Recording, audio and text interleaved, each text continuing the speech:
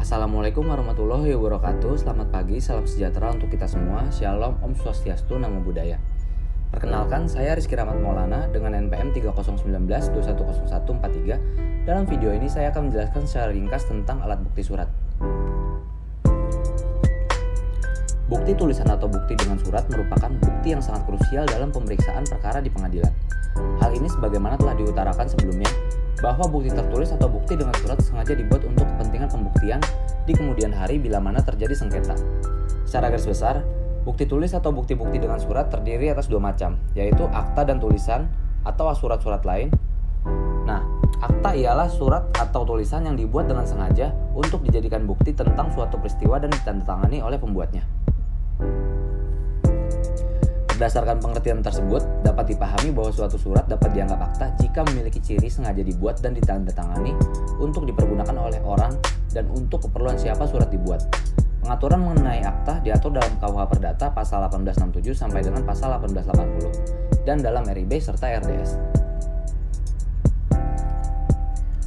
Surat sebagai alat pembuktian tertulis dapat dibedakan dalam akta dan surat bukan akta. Yang kemudian akta masih dapat dibedakan lagi menjadi akta otentik dan akta di bawah tangan. Jadi dalam hukum pembuktian dikenal paling tidak 3 jenis surat, yaitu akta otentik, akta di bawah tangan, dan surat-surat lain bukan akta.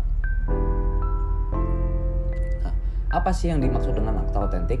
Akta otentik adalah akta yang dibuat oleh atau di hadapan pejabat yang berwenang membuatnya dan merupakan bukti sempurna bagi kedua pihak dan ahli warisnya dan sekaligus orang yang mendapat hak daripadanya juga tentang pokok soal yang tercantum di dalamnya serta apa yang tercantum pada akta itu sebagai pemberitahuan. Pejabat umum itu antara lain ada notaris, pegawai pencatatan sipil, panitera, dan jurusita. HIR atau RBG hanya mengatur kekuatan akta otentik yang bersifat akta partai.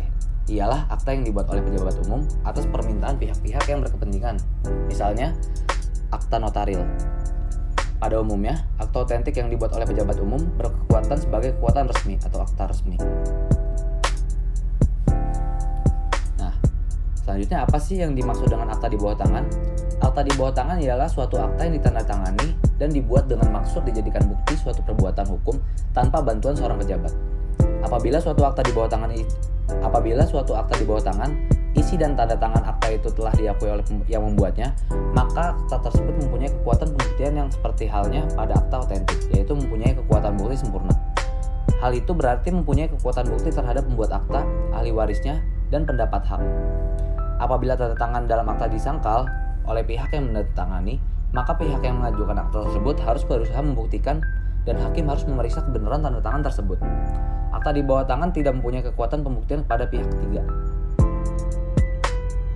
Nah, yang terakhir ada surat-surat lain yang bukan akta.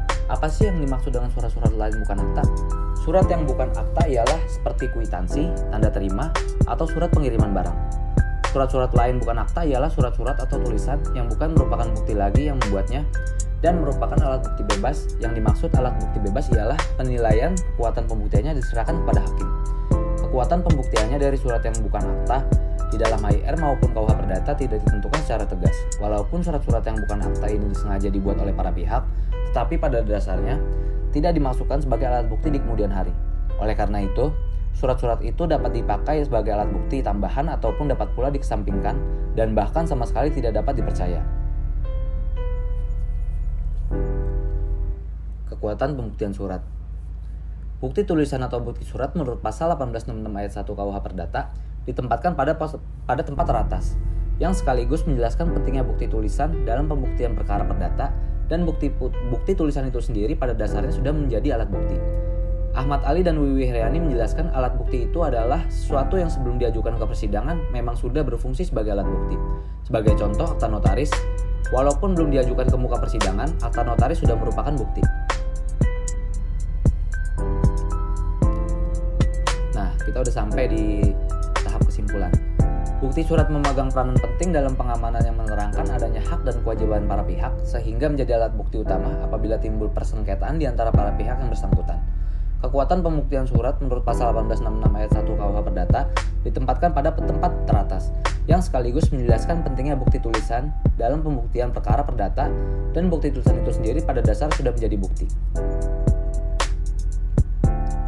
Sekian dari saya, terima kasih atas perhatiannya. Assalamualaikum warahmatullahi wabarakatuh.